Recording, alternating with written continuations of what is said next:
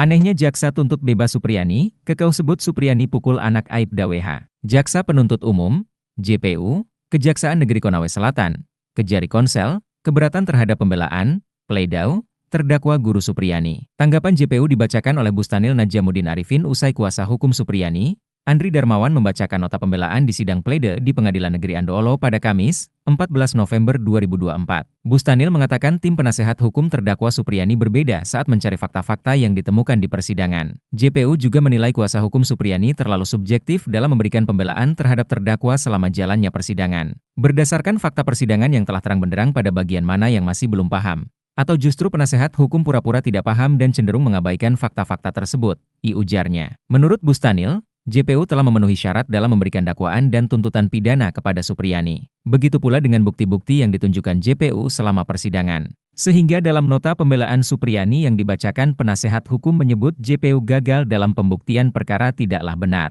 Karena menurut kami justru penasehat hukum gagal paham dalam melihat cara pembuktian perkara ini, ujarnya. Selain itu, jaksa juga membantah anggapan kuasa hukum yang menyebut adanya keraguan dari JPU menuntut Supriyani terbukti melakukan perbuatan tetapi memberikan tuntutan lepas dari dakwaan. Kemudian kuasa hukum dalam nota pembelaan menyebut JPU tidak memasukkan alasan pemaaf dan pembenar uang menjadi dasar JPU menuntut Supriyani lepas dari dakwaan. Sementara kami penuntut umum berpendapat bahwa penasehat hukum terdakwa tidak memahami istilah lepas dari segala tuntutan hukum, kata Bustanil. Bustanil menyampaikan istilah lepas dari segala tuntutan hukum berarti segala tuntutan hukum yang dilakukan terdakwa Supriyani ada dalam surat dakwaan yang telah terbukti secara sah dan meyakinkan. Namun, tidak dapat dijatuhi pidana karena perbuatan tersebut bukan suatu tindak pidana. Dan tidak ada keraguan-raguan sedikitpun bagi penuntut umum membuktikan dakwaannya, ujar Bustanil. Kami penuntut umum meyakini betul adanya perbuatan yang dilakukan oleh terdakwa, tetapi dengan alasan perbuatan tersebut tidak dilandaskan dengan niat batin jahat,